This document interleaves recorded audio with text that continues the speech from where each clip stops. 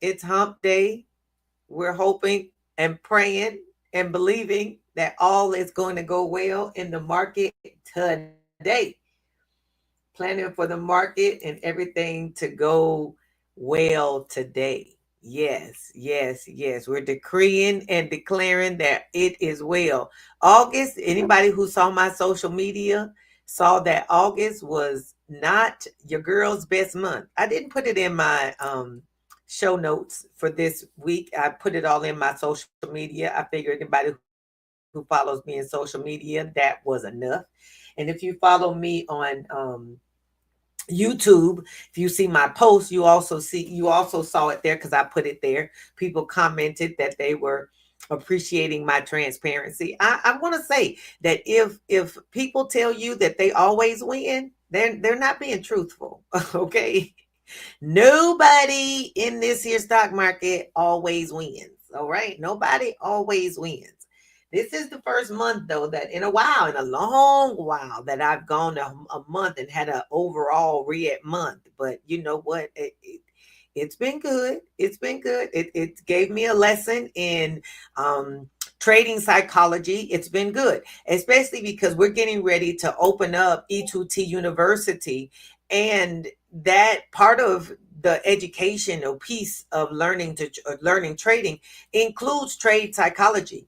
And if you don't have, if you're following a leader who can't really relate with the psychology of losing, then that's something that we'll have to be mindful of. So I think it's good. It's good that as the Bible says, good that I was afflicted.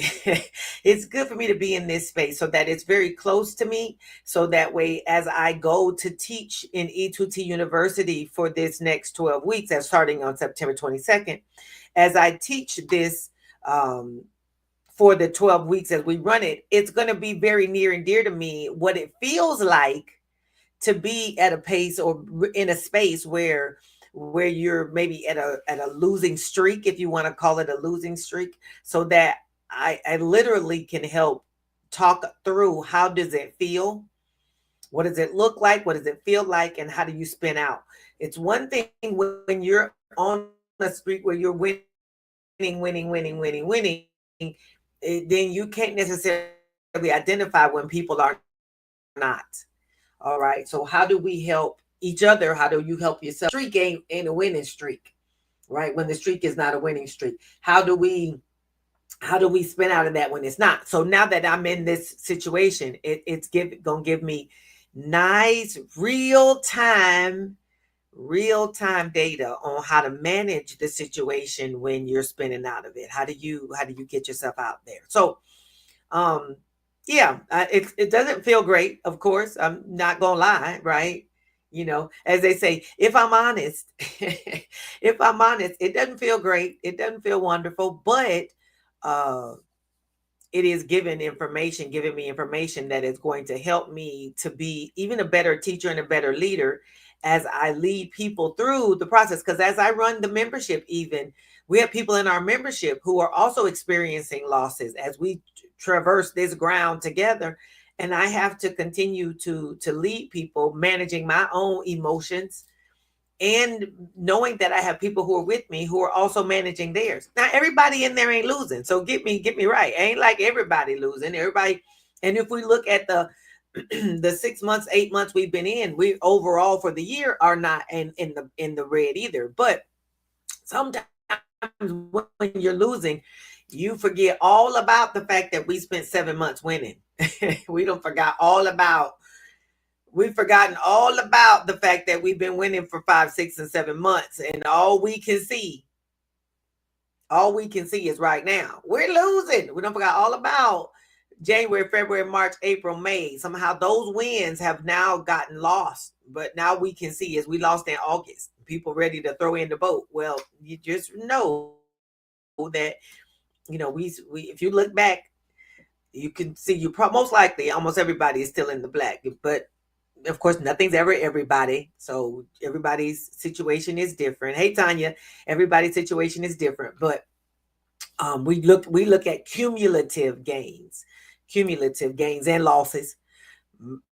Our plan though is 2025 is still going to be the year that we get it done. Still going to be the year that we get it done. All right. So good morning, everybody. I wanted to talk about that a little bit. We're still decreeing and declaring that we're walking in abundance and not lack.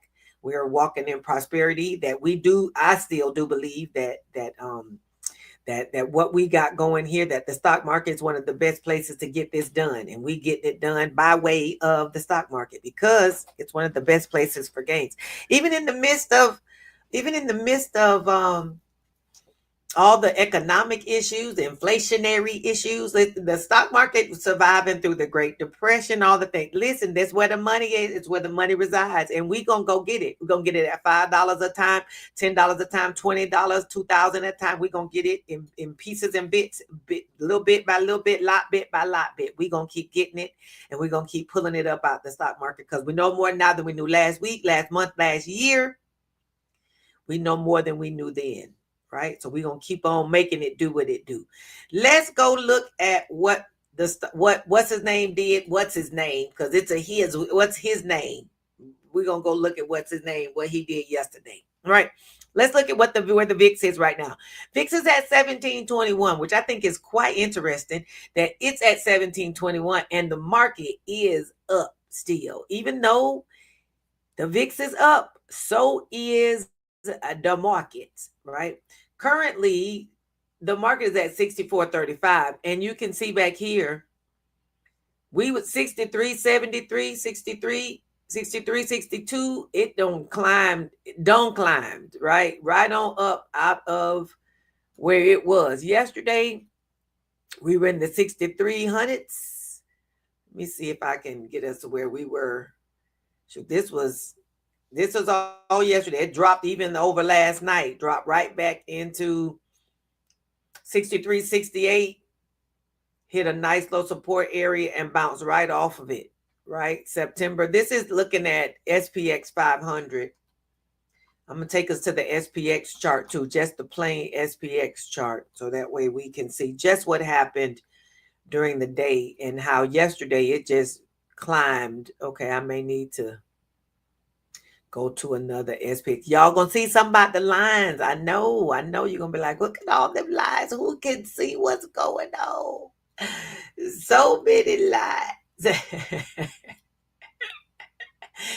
Ooh-wee. So yesterday, was that yesterday? Yes, it was yesterday. Okay, so yesterday, ignore all that. Just look at the candles.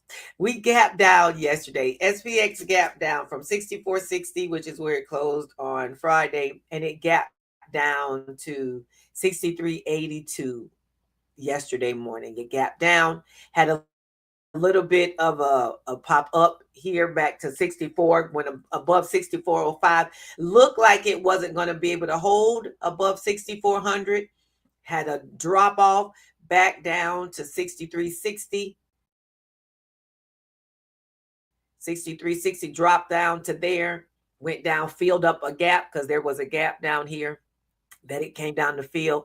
Daily buyers gap from 63.70 to 63.84. It came down and filled that gap, filled it up. Once the gap was filled, it turned around and said, yep, we did what we needed to do there. Turned around. This is why we put gaps on our chart. This is why we put gaps on the chart. Manipulation, call it, Tanya. It came down, filled that gap, turned around and reverse, went right on back up, hit that 6,400, made us think it wasn't going to go above 6,400 again. Like, nope, we can't stay above 6,400. You know, struggling, looking like it was struggling. Drop back down again, back into 63.86, right to the top of the gap.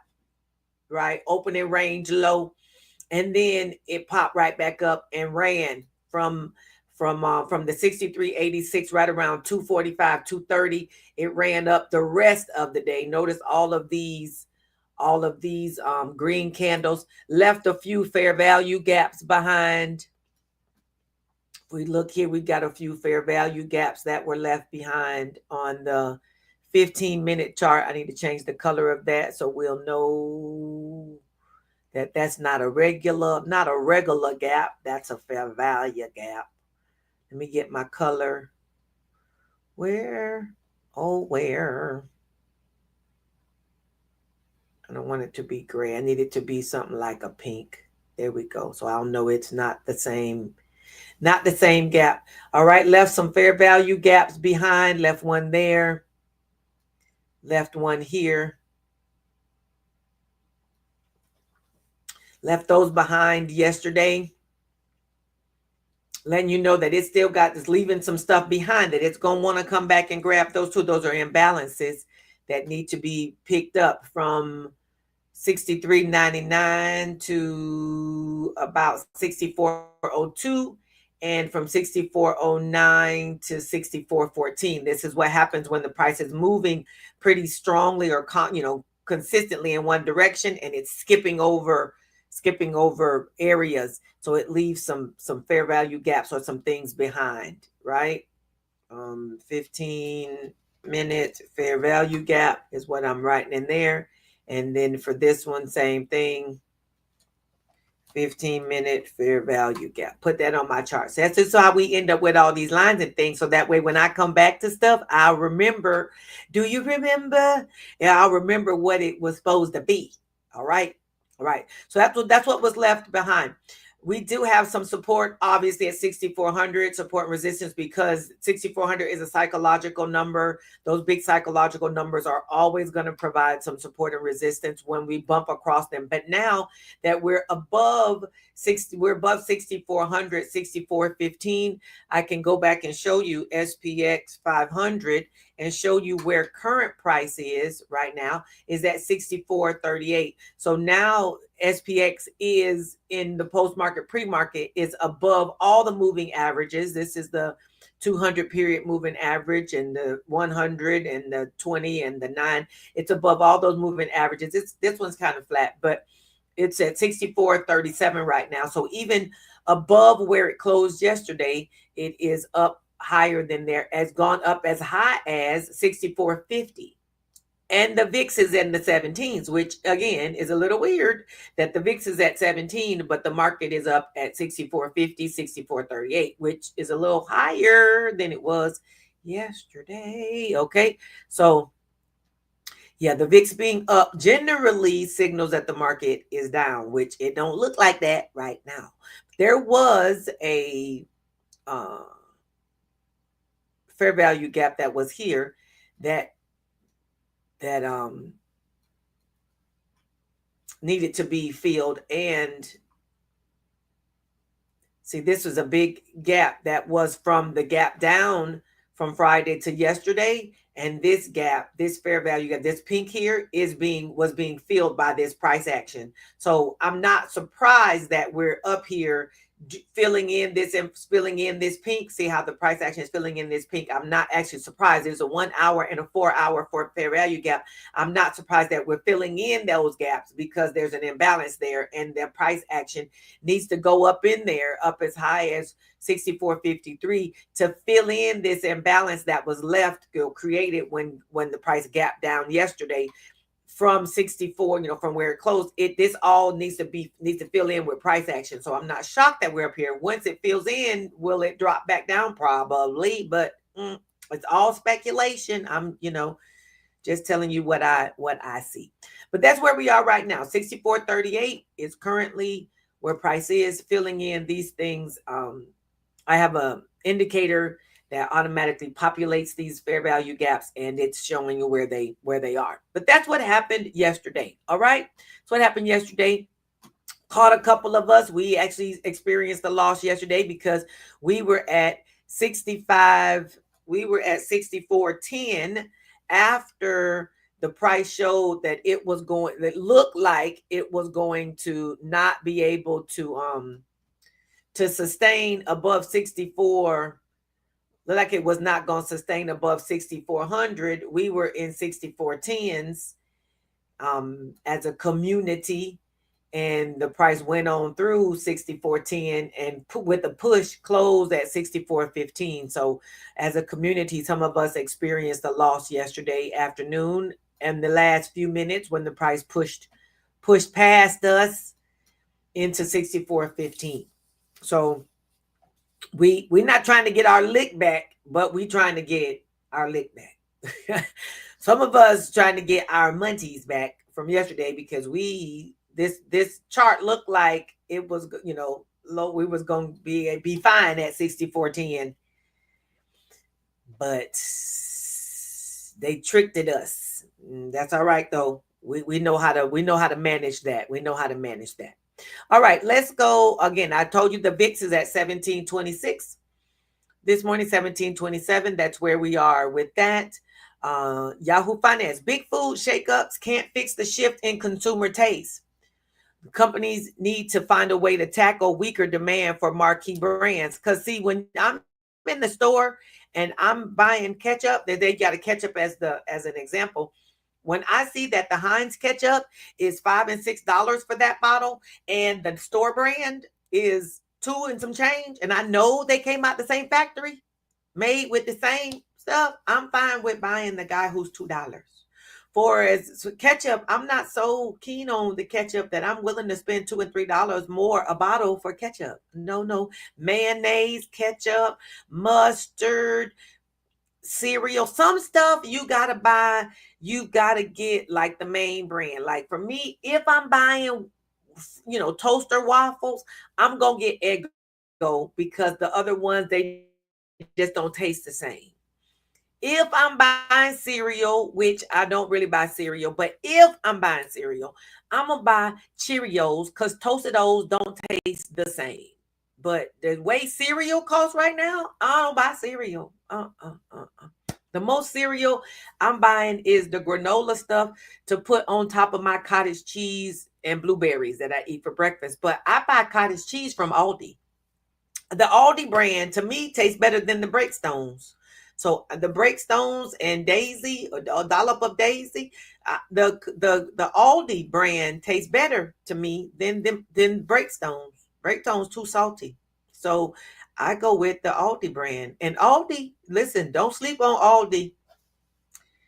Cereal is sugar. True. The Aldi brand, I buy my creamer. I buy the Aldi brand creamer because the ones, the real name, I would say the real name brands of the creamers, them prices is banana. Are you crazy? No, I buy the Aldi brand. I buy Aldi brand. And I ain't gonna stop. Aldi's my spot. I'm gonna buy most of what I buy. I do my primary shopping at Aldi.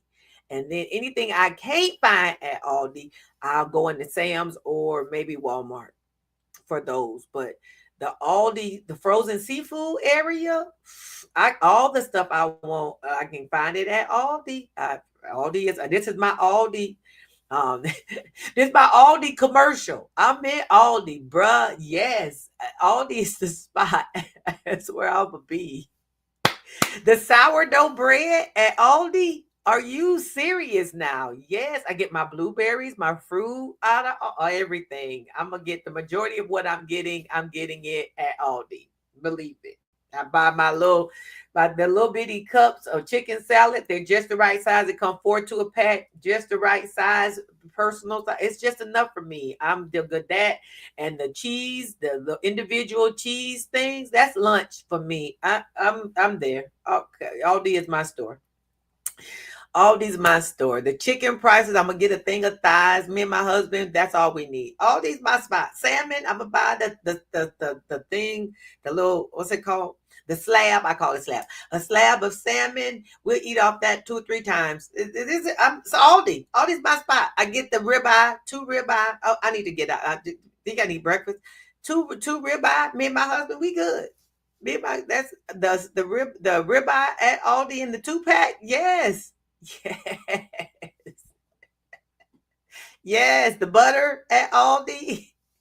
Some people really like the Aldi wine too. If you're a wine buyer, I buy the Aldi wine. It's $3.99 a bottle. It is good stuff. I've had the sweet red. I don't really drink wine like that anymore. But when I did, Aldi was the spot to get it. Anyway, okay. Mirroring hearings, turbocharges, Trump's push to. Oh, you speaking of Trump, I'm gonna go back to that in a minute. Macy surges after Outlook. I don't got all up in the grocery stores. HSBC lifts S&P 500 target on strong tech earnings, bond sell off. Companies. Okay. There we go. NASDAQ futures rise after Google dodges antitrust bullets. Google jumps after judge says it doesn't have to sell Chrome. Okay. Have y'all heard? I saw it yesterday. Not heard. I saw yesterday. Um, the Trump pump. Has anybody heard about the Trump pump? The Trump pump. I heard it that supposedly, and so you have to go back and look maybe that when Trump is speaking or after he speaks, somehow his talking seems to pump the market. And if we go back to the chart, he spoke yesterday at 2:00. If you look right here, he spoke yesterday in the 2:00 window. And this is what happened after the conversation. Whether it happened as a result, I don't really know, but I've not watched it enough to see it. But somebody mentioned it when he was getting ready to talk, and they were like, "Here comes the Trump pump," and I was like, "What?" It just was like came across the screen, and I hadn't heard, and I was like, "Wow!" And so yesterday when it happened, I was like, "Well, there may be something to it. There just may be something to it." All right, let's keep going. I don't got all off the trail. What I got caught up talking about Aldi. CNBC Dow futures is red, down 93. S&P futures is green. Nasdaq futures also green. S&P futures rise after Google avoids harsh antitrust penalty. Oil is red. 10-year bonds green. Let's look at Europe. Europe is all green over there. Watches of Switzerland's shares jump 8% as firm shrugs off U.S. tariff impact. Seems like nothing seems to affect us, the market, very much these days. Asia is mostly red except for the Nifty 50. Everything else is red. Asia markets close mixed as tariff concerns weigh. Let's see what's over in crypto. Everything's green over in crypto. Bitcoin is at 111,000. It has dropped off. I saw it over the weekend though, and it was down to like 108 or something like that. It has sold off pretty big. XRP 2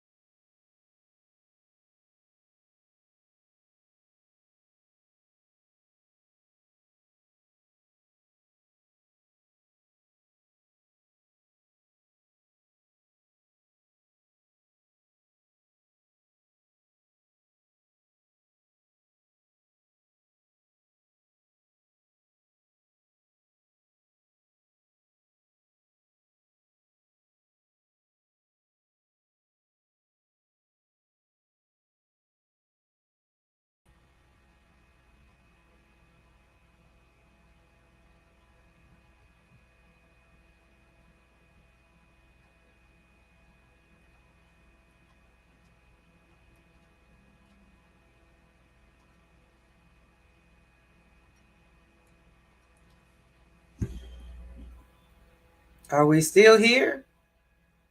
I'm still here. Are y'all still here? The power went out. It came back, but I'm here. There we go. Well, welcome, Ward. I'm glad you made it. Well, I think I was at the CNBC screen. I believe we're back. If we're back, y'all say, yep, I see you. I see you. I'm back. Back in the studio. All right. So I was talking about XRP at 285, Dogecoin, Solana 209, Ethereum 43.49. Everybody's green over in the there we go, Tanya. Good. Everybody's green over in crypto land at this point. All right. Let's go see what's on the calendar for today. The calendar today's Wednesday. Looks like FOMC member Muslim speaks. Now, I haven't seen anything else about the firing of Cook. Has that like gone from big news to nothing?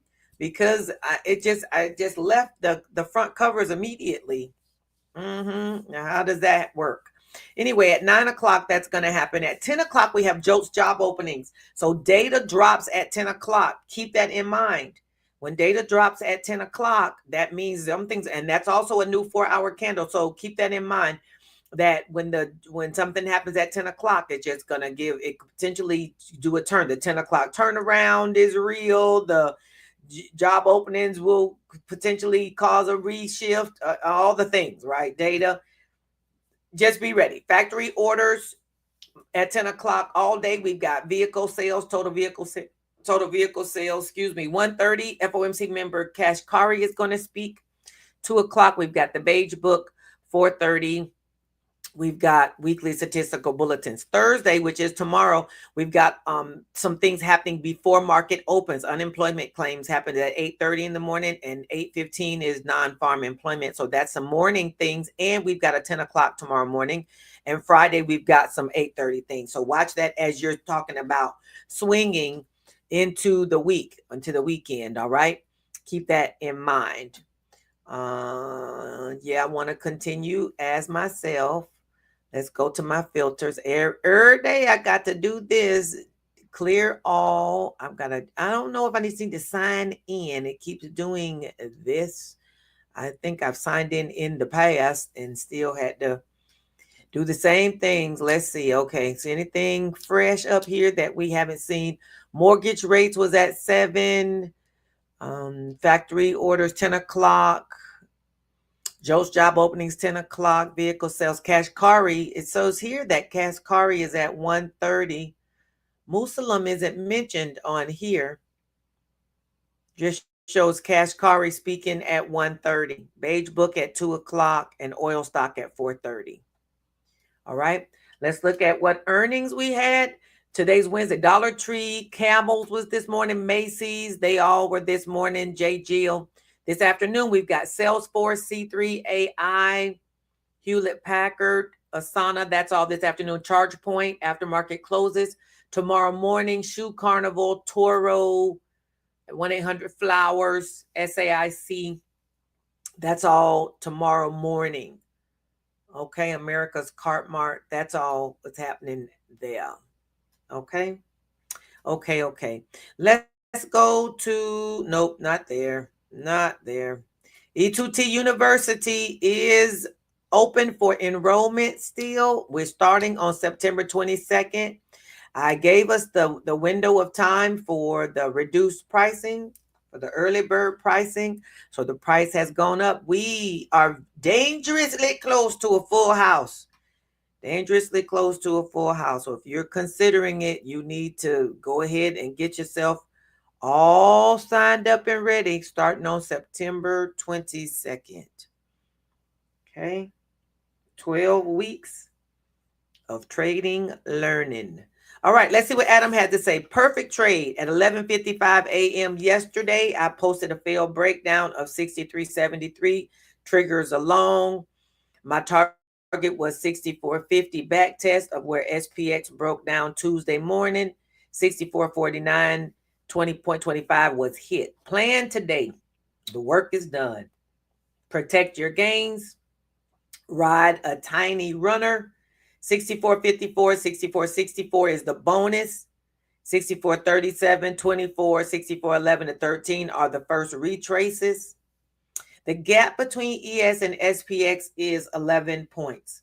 I must say, this whole failed breakdown concept and thing is a strategy that I can grab hold to. That whole reversal, I see that too many times. The failed two down. If you're a stratter, the failed two down, that failed two down and the reverse back to the upside. You can see it on so many. You can see it on every time frame. You can see it. You just see it a lot. It's something that that one has my attention. That one has my attention. Has my attention. So anyway, the gap between ES and SPX is 11 points. So if you're looking at Adam's tweets, that caused me to veer off in my mind. This is the brain, the attention deficit brain jumps off on stuff, and then you have to remind yourself where you were. Where was I? Doesn't help that, getting a little bit older. So, but anyway, 11 points. So if you're following Adam's tweets, you need to subtract 11 points, 11 from his numbers. If you're trading SPX, you need to subtract 11 from his numbers.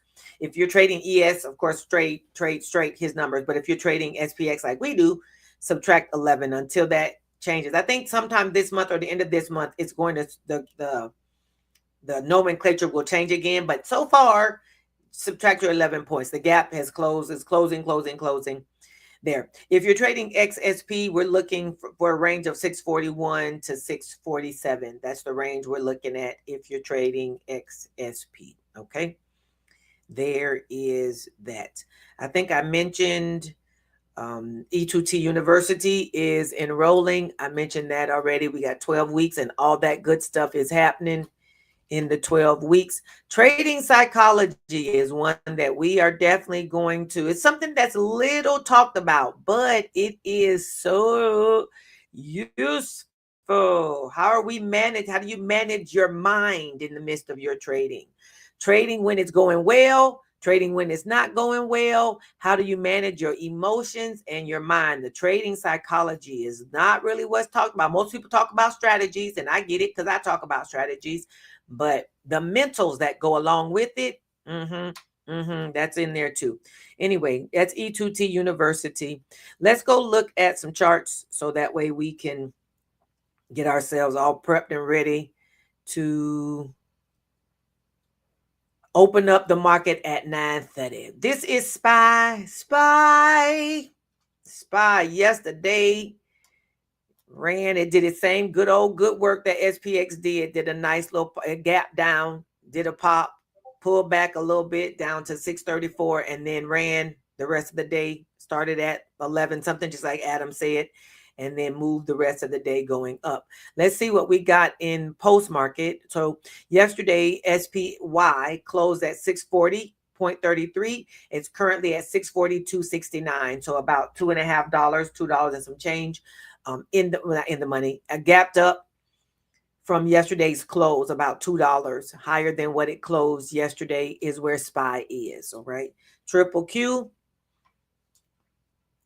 similar situation. Triple Q closed yesterday at 565.64. It's currently at 569. So it's about $4 higher than what it closed yesterday. It's about $4 up from there.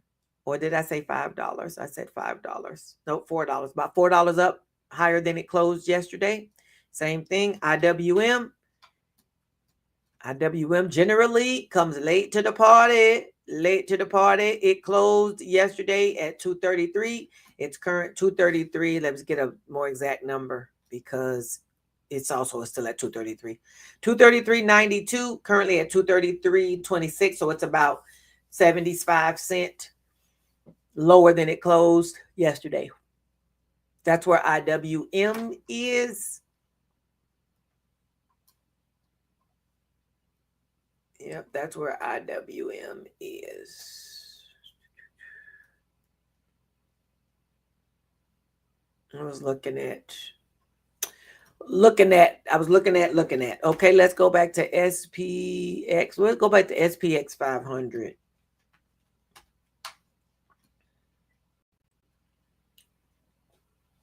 On the 1 hour chart, SPX 500 still dancing around 64.39. It is just below the 200 period moving average. It's above the 100 period moving average on the 1 hour chart. Above the 20, above the 100, kind of bouncing off of there, but it is below the 200 period at 64.46. So it may stay in that zone for a minute because that 200 period moving average is going to provide resistance. Yepper. But currently 64.39 going to be, we're about 25 minutes away from the market opening. But at this point, there will be a gap up opening that would happen. All right. A gap up opening because it closed yesterday at 64.15 and it's at 64.39 right now. Let's go to the declaration. I declare I'm a great trader, a successful trader, and a focused trader. I declare my wins exceed my losses, and my account is growing steadily. I'm a wise and knowledgeable trader. I have a strategy that I use for my trades. I don't randomly place trades. I'm a level-headed trader who trades my plan and not my emotions. Lord, it's you who gives us the power to get wealth. Deuteronomy 8:18. Help us today to trade our strategy with wisdom and knowledge. Allow us to prosper enough to have what we need and enough to bless others in Jesus' name. Amen.